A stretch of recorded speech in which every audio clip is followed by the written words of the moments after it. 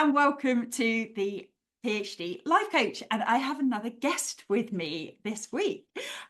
So welcome. This is Dr. Gertrude Nonterah from the Bold PhD, and I am super excited to have you with us today. I'm so excited to be here, Vicky. Thank you for inviting me.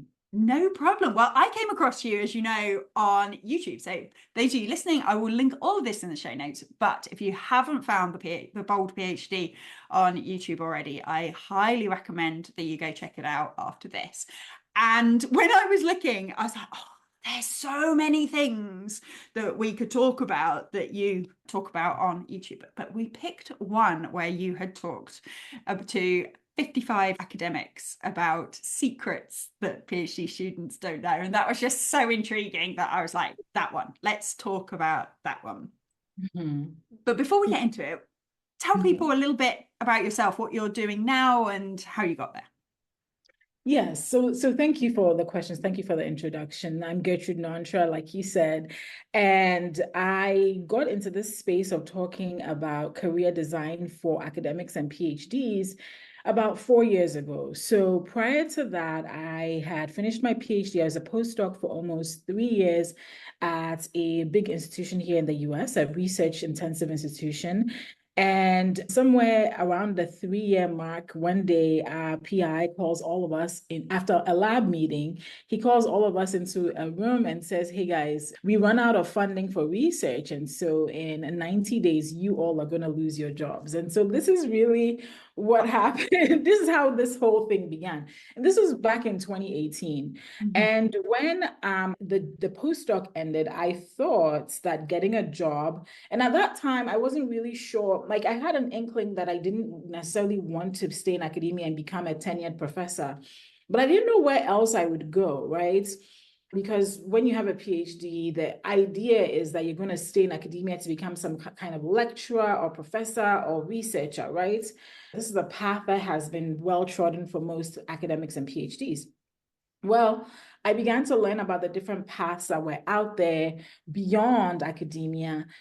And the trouble was I didn't know how to communicate my value to companies outside of academia. So I kept on submitting my academic CV, thinking that people would be impressed with my credentials and my degrees, and nobody was. I had to just learn through the school of hard knocks how to present my work and how to talk about my work so that people outside of academia would say, "Oh, she's not just an academic," because there is that bias where people just think, "Oh, she's an academic. She probably doesn't know how to do anything."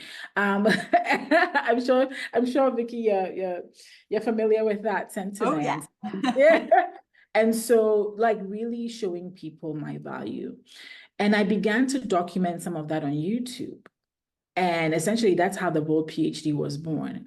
And I didn't realize that in documenting that, I would gain sort of an audience around this subject. I thought everybody knew this stuff. I thought everybody had figured this stuff out. But the more I wrote about it on LinkedIn and the more I posted YouTube videos, the more I learned that, oh my word, a lot of us go through the whole academic system and nobody ever teaches us the basics of career development, the basis of career success. It's just assumed that, oh, they're smart people, they'll figure it out. But I cannot tell you how many, the hundreds of people, if not thousands at this point, to be honest, hundreds of people who have sent me emails or instant direct messages and said, "Thank you so much for sharing that. If you didn't share that, I would never know how to communicate my value."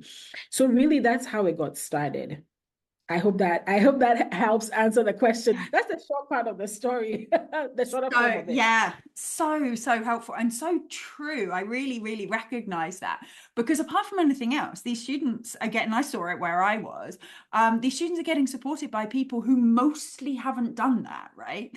So, when you're going through your PhD, you've got your supervisors who are in a pretty good place to help you explain your value in terms of getting an academic career, because that's what they did. And so they can kind of guide you through that. But the vast majority of academics who are supervising PhD students will never have done what you've done. They'll never have actually gone and had to sort of, get jobs outside of academia and figure out different ways of telling that story. So it's probably no surprise that PhD students aren't getting taught it directly, but I agree completely that it's a big gap for sure. It's such a big gap. I feel like ever since I started talking about this, there were a few blogs here and there that talked about it, but it was just so few and far between. I think now there are more voices that are speaking up about this because more and more academics are choosing careers outside of academia, or sometimes not necessarily choosing, but there's just not an option for them in academia, right? I think I read a paper a few years ago that said only about 20% of PhDs will ever get tenured faculty positions. And that was in the US. I don't know about other places. I spoke to a friend of mine who worked in the UK, and she kind of confirmed that statistic. It was even lower for the UK. So, there are more and more people choosing careers or working outside of academia. So I feel like that's no longer such a black box, but still, I find that there are people that are like, how do I present my personal brand? How do I write a resume for industry versus academia? So hopefully I've helped enough people. Definitely. And you're going to help more. I know that for sure. And those two things you mentioned there, I know you've got videos about. So if people want to know more specifically about those things Yes. too, they can go dig that stuff out as well. Yeah. So tell me about how this talking to 55 academics came about. That's right. So I made a LinkedIn post, and this is about 3 months ago. We're recording this in November of 2024. So this was, I think, somewhere in August or September. So August and September usually marks the beginning of the school year across most countries, right? And usually it's when the new batch of graduate students, PhD students are getting started. So I said, well, semesters are starting all across the world. Okay, PhDs who are in my LinkedIn connections, give your best advice. Give the advice you wish somebody had given you when you were starting graduate school. And I think that post ended up getting about 100 comments of different academics. And I counted about 55 individuals who had responded. I'm sure it's a little more now, but the last time I checked, there were about 100 comments, and it was just an education in career advice, in surviving graduate school. And so they had given all these pieces of advice that, to be honest, if somebody had given me that list of advice when I was starting graduate school, I think I would have been in a much better place than I was when I was looking for jobs outside of academia and was unemployed for almost a year and a half, right? And so that's how that post came about. And once I made that post and I saw how much traction it got and how many times it got reshared and commented on, I decided to make a YouTube video about it. And I think that's what you discovered, right? Yes, absolutely. Yes. And so do you want me to go into some of what that people said? Well, I am, yes, but I want to ask you one thing first, because you mentioned that you were unemployed for a year and a half. And I just think it's amazing that you went through this period where it must have felt super uncertain and things. And you found it in yourself to not only get through that and carry on and do different things, but to put your journey out there to develop these skills and stuff. And I just wonder if you could just tell us a little bit about kind of what that was like and how you got yourself to do those things, because it would be so easy in that situation to kind of feel sorry for yourself or feel bitter about the experience that you'd had or how people should value your skills. And I'd love to just know a little more about that. Yeah. So I was bitter and sad. Yeah, that I won't lie, I cried because I think for most, I'm a millennial. I'm in my early 40s, and all my life I was always told, do your best, go to school, get good grades, and everything else will work out. And that's exactly what I did. I went to school, I got good grades, I went and got a PhD. I did everything society said would set me up for success. So why wasn't I successful? Why was I unemployed and barely scraping by? That made me incredibly upset, right? Because I felt like a big failure. I felt like I'd failed myself. I felt like I'd been lied to so many things, right? And there were people, I would look at people who maybe didn't have all the credentials or education I had, and they seemed to be doing well. Now, I have since learned to be careful about comparing myself with people, because sometimes you may see somebody and you may judge them to be successful, but what does that mean? It's really important to define success for yourself and not get caught up in other people's lives. That's a losing battle. So I've since learned to be careful about doing that. But I was still really disappointed in myself for doing everything I was told to do and still not be successful, or as successful as I thought I'd be at that point. And so I'm the kind of person that if I go through something, I begin to think, is somebody else going through this? Like our human experiences, it doesn't matter where you're from, it doesn't matter what your experience or how your upbringing. Most of us have very similar life experiences, maybe just in different settings, right? Just a few things change. And that's when I told myself, well, maybe I'll put this out there and it will help somebody, because I don't want somebody to fall in the same. I'm a teacher at heart. Maybe that's why I pursued a PhD. And so I want to teach people all the time, sometimes, even unsolicited, right? And so, and so I really wanted to just tell people that if you're going through this, you're not alone. You're not a failure. I just really wanted to say that. And ever since I started doing that, the number of people that have sent me an emails or something to say thank you. I was on the job market for a year. I was on the job market for 6 months, and I would watch your videos to keep me going. And I'm like, oh, thank you so much. I'm glad that helped. So I didn't want people to feel despondent and helpless as I did. And so that's why I began to do that. And if I can just reach out to somebody and give them some hope that, just because you are unemployed and you have a PhD, or unemployed and you have a master's degree, doesn't make you a failure, hopefully I would have done part of my job. Yeah. And it's so important. Thank you for sharing that you went through the sadness and the disappointment and the bitterness and stuff as well. Because I think sometimes people think that handling things well, in inverted commas, means that you don't experience any of those emotions. Yeah. And I think it's really important that people recognize that you can feel all of those things. And it's probably completely fair and completely understandable to feel all of those things. But you can also decide to do things that will help too. I think that's super powerful to hear. So thank you.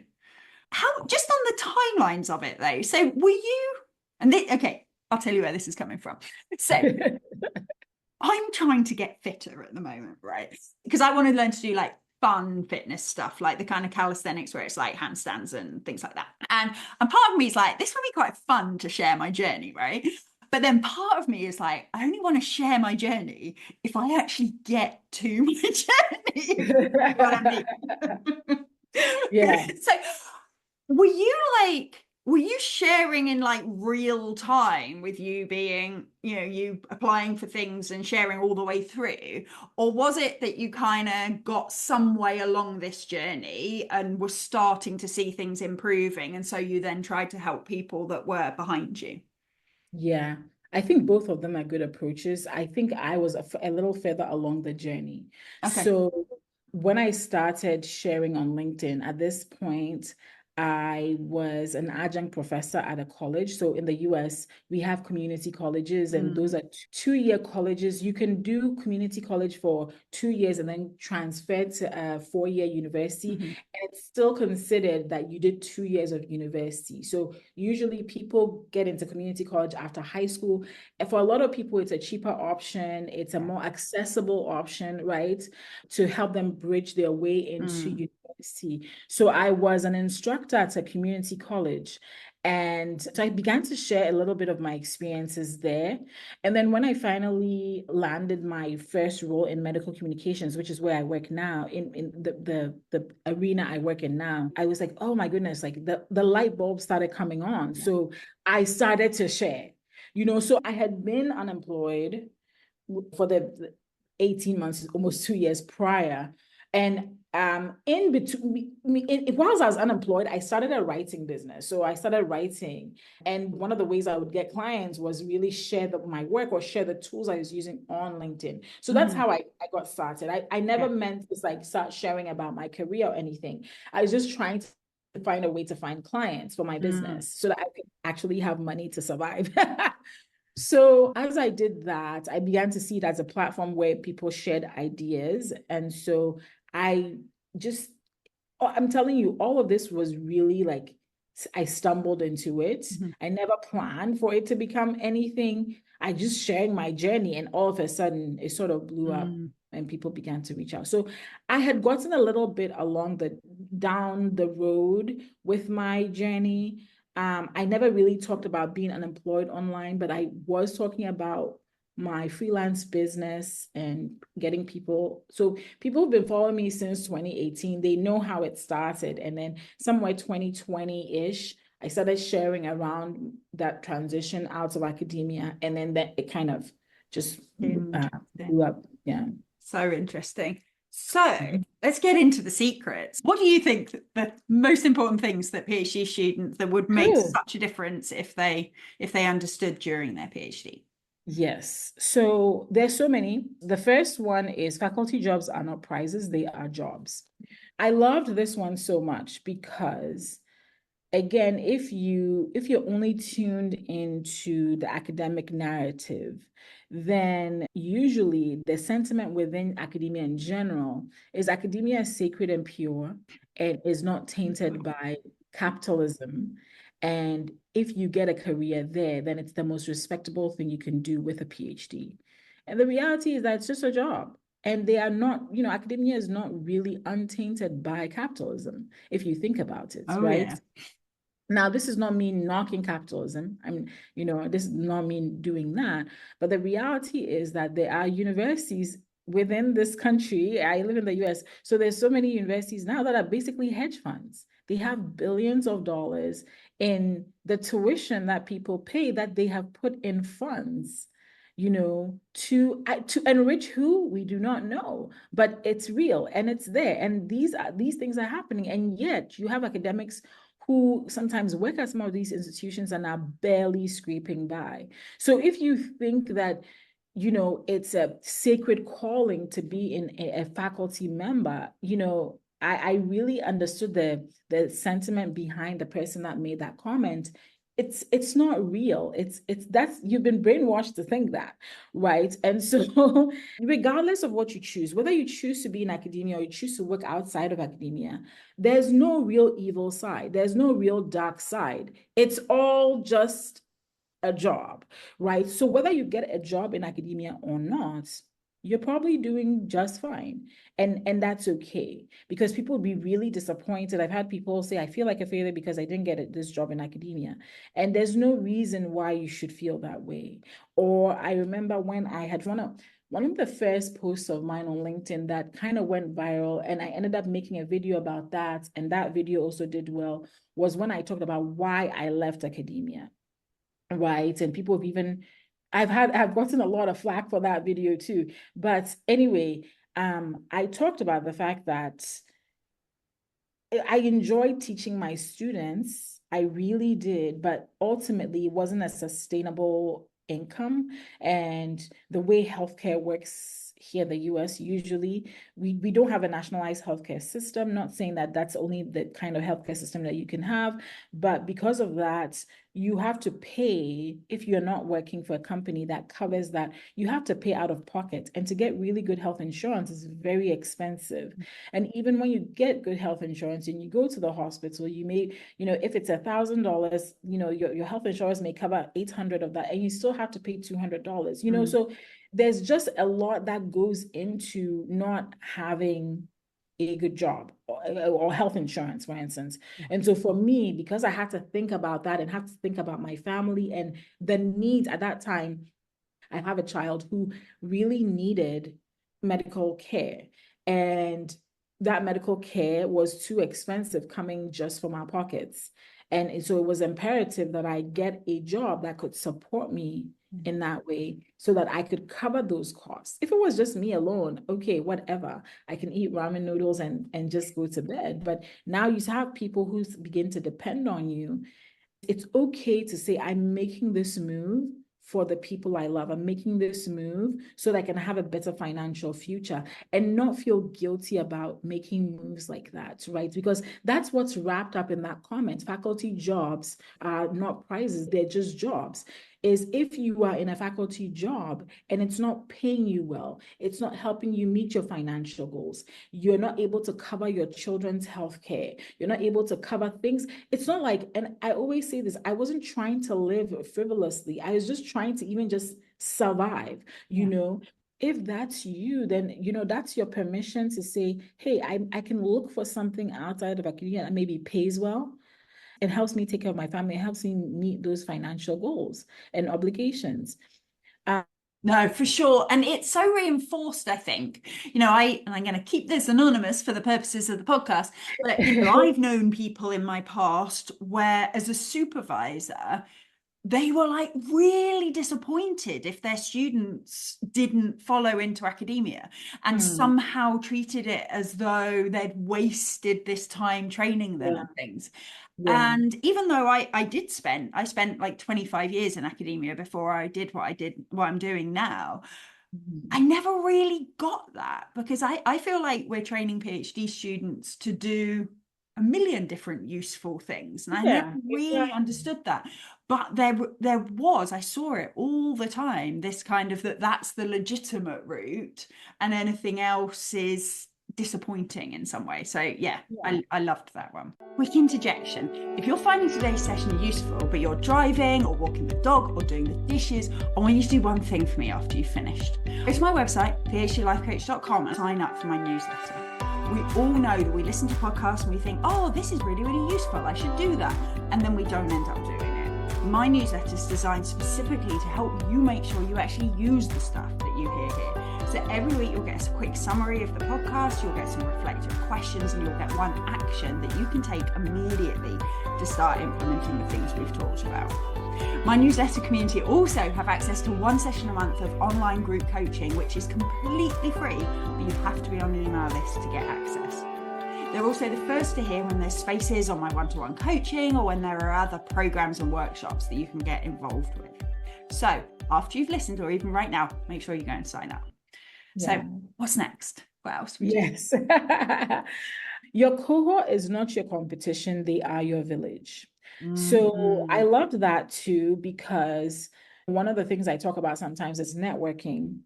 And sometimes feel like I hate networking, because we all think of networking as going to those events with a business card and maybe exchanging it. And then you leave the networking event and just toss that business card in the trash. We think that's what networking is.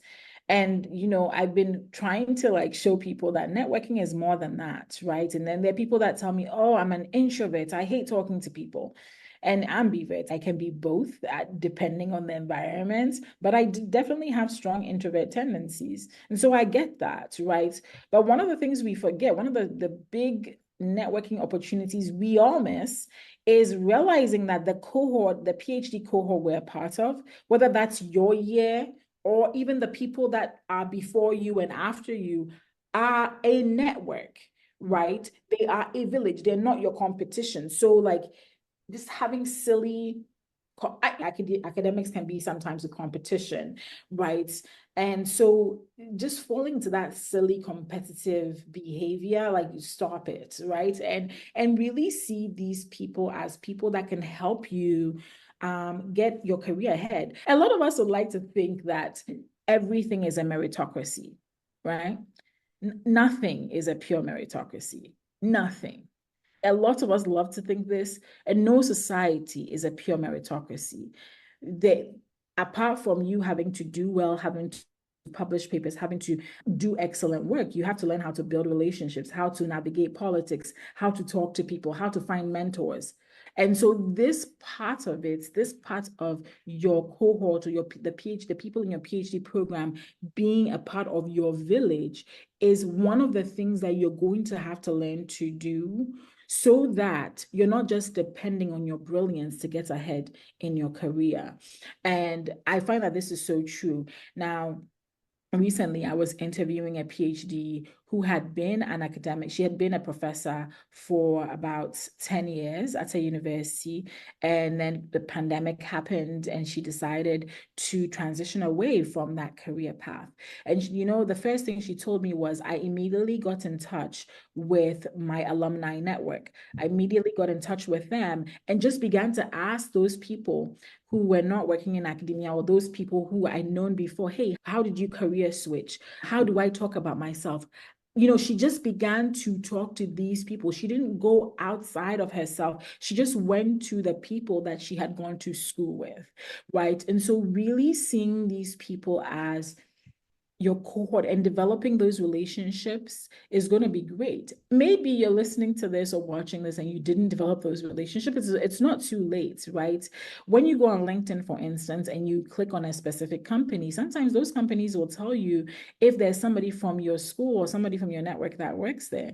You can tap into that and say, hey, we went to the same university, we went to the same high school, even sometimes. I just saw that you work at ABC company and I just wanted to connect. And that could be because we, as human beings, we all love it when we find commonalities with each other. And so if I say my son swims and somebody is a swim mom, she's also going to, oh, my son swims too. And immediately we have a connection. Yeah. You already have connections with people based on your PhD cohort, based on the broader alumni network. Leverage that and don't shun people or make them your competition. Make them a part of your village. Definitely. And I see people not necessarily making it competition. Bear in mind, I came from a sports science department. We were as competitive as it gets. But for me, there's also a difference between the kind of competitive where you're like both cheering each other on and trying to slightly outdo each other, but it's all quite exciting and fun, versus what I see a lot more of with my clients and people in my membership is people sort of being like, oh, Gertrude's already published 2 papers and I haven't, and I must be rubbish, and that whole kind of making it mean something. When I don't know about your cohort, but like looking back through all the PhD students I've known go through my school, how long people took to finish their PhD or how long they were writing up for or whatever doesn't seem to relate to anything to do with where they are in academia now. It's just a really pointless metric. And how many changes you got after your Viva and things like that seems so important. And then I say to people like, how many changes did your supervisor get? And they're like, I don't know. It's like, because no one cares. It's fine. And so, it's just, it's almost, it's even like really stupid things that we get competitive about. The other thing I wanted to add was it also doesn't have to just be within your own like department or university. One of my so I have my kind of cohort that I went through my PhD with and things who've been amazing. A bunch of them were at my wedding and things like that. But then there was also the people who I used to go to quite small conferences and it would be the same people each year. And so like through the early stages of my career, and I consider a bunch, they're all over, most of them are all over the US, to be honest. And I consider them my cohort too. And that's been wonderful, maintaining those relationships and they're all super high flying in their field now and stuff. And so it can be useful too. But more importantly, it's just been really nice, sort of being part of that kind of little network of people that came up at the same time, just in the discipline, even though we were in completely different PhD programs. Yeah, I know. That's an amazing addition for sure. And I know it doesn't always, if you go to massive conferences and where you don't see the same people and stuff, it doesn't necessarily, or you don't get the opportunity to go to as many conferences, it doesn't quite work out. But I think there's lots of different places you can find your cohort too. Sure, for sure. Absolutely. Well, so give us another one. Wow, so I'm loving these. Yes, absolutely. I like this one where it says your dissertation topic does not need to define your identity as a researcher. Yes. Like, I don't know why somehow the people, I don't know whether it's everybody, but at least a lot of people I've come into contact with, who have PhDs think we're locked into this one thing, right? Just because we became an expert in that for 5 years or 6 years. You're not limited. Your identity is not a genetics researcher. Your identity is not the specific, niche subject that you studied. You can apply your skills to a plethora of things. And so one of the things I encourage a lot of PhDs to do is come out from the little pit, right? You've been in that pit for too long. You've got a bit of tunnel vision.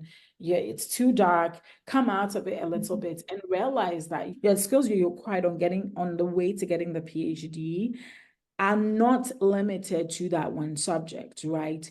If you build the skill of literature review, it's not just for that one subject. If you build the skill of writing about a subject, it's not just for that subject. If you build the skill of designing experiments to test your specific hypothesis, that's not just what your skills are for. Your skill of asking questions and your skill of hypothesis building can be applied to various areas, not just the specific subject you studied or your specific discipline. And so helping people see that has also been one of the wildest things I've observed. Like when I say that and the light bulb comes off in PhD's eyes, I'm like, how did we not know this? Yeah. And so just letting people really realize that you don't have to allow your dissertation topic to define your identity. You can switch. Yeah. And it can be fun. And I think that's even useful during your PhD too, because one of the things that I see a lot is that people find negative feedback, for example, really hard to take because they've wrapped up their identity in their topic so much. So then anyone saying, oh, I'm not sure I quite believe this bit of the experiment, or, have you thought about changing your argument like this, becomes essentially someone saying, I think you're stupid and your ideas are bad. And so I think that kind of just separating yourself just enough from your work, not that it's not important to you or whatever, but that it is just your work, can really help in kind of how you receive feedback, how you develop your ideas, even aside from what you do afterwards. Yeah. It's Totally. such an important point. Yeah. And then I'll jump on. So the next one is ask for help when you feel lost, because we all feel lost at various points. And I think this is a really important one that builds off the point you just made, that you're looking at other people and you're thinking, oh, this person is doing so well, or she made that presentation and it was so good, or, and I remember during my postdoc, at some point I was lost. I didn't know where I was going with my question. And I told my PI, I said, I feel lost and I feel like an imposter. And so it's okay to express those feelings. Because actually very, very high achieving people tend to all have those thoughts running in their heads, right? Yeah. You're high achieving, your whole life you've gotten maybe straight A's or, a few A's and B's. You've always had a high GPA. And so you tend to think that if I don't have that, then I lose my identity. Talking about identity. If I'm not brilliant, then who am I? And so because if I'm not brilliant, then who am I? I'm not going to ask the question because it's going to make me look stupid. Yeah. Forget that. Everybody else in the room has those questions. Everybody else is feeling just like you feel. They just haven't said it. They just haven't voiced it out. And so I wish I had done this more. And so in hindsight, I'm giving this advice that if you find yourself in a PhD program or maybe early career and you have questions, ask the stupid question before you make a stupid mistake, right? Because if you ask the stupid question, then everything is clarified and you know how to move on. If you don't ask the stupid question and then you go and make a stupid mistake, well, people are going to remember that way longer. Yes. So you might as well just ask and voice that you feel lost, and voice that, maybe you feel like a fish out of water, and let somebody help you. Yeah. And if the person you're asking makes you feel less than, that's on them. That's unfortunate. That's a shame for them, because we're all learning and we all don't know everything. And so if they do that, that's not on you. That's again, I said stupid, not to say that it's a stupid question, but I'm putting it in quotes just to say that ask the question so that you don't make a mistake that is way more costly than the actual question. So ask the question and have somebody who can get you back on the right path, rather than feeling like everybody has figured it out. Trust me, I've been in rooms with people with PhDs. They don't have it together. They really don't. Sometimes when I'm coaching, the clients are like, especially like, because I have a program at my old university where I have a lot of people, and they'll be like, oh, my supervisor's so brilliant, and they're always on top of this, and I'm just like, which one? Supervisor. Yes. Sure. Are you really sure? Yes. Sometimes you're like, I've met these people you're talking about. They're not that impressive. When it's not that. And you see, they're human. They're human too. Exactly. Right? I have to be careful with my words. Yes, in some regard, they're definitely impressive, but they question themselves just like you're questioning yourself. Of course. Right. They have to carry an air of, I carry an air of confidence, because I'm like, why not? But I have questions. I get insecure. I experience imposter syndrome. We're all going through that, and it's okay to ask the question. And it doesn't mean you're not independent, because that's the pushback I always get, is students saying, but they say I'm meant to be independent. They say this is meant to be my project. I'm meant to be making the decisions.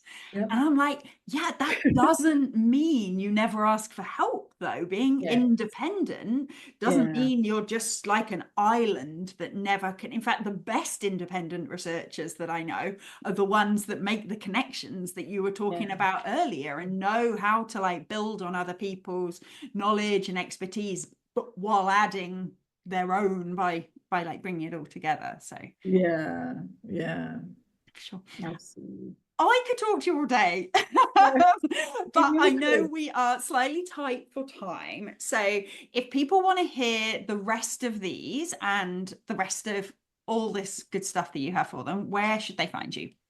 Yes, so if you go on YouTube, you can type in Dr. Gertrude Nonterah. You'll find my YouTube channel, and this video is one of my most recent videos I posted like maybe 2 months ago. So you can find that there. You can also go to theboldphd.com. That's my website.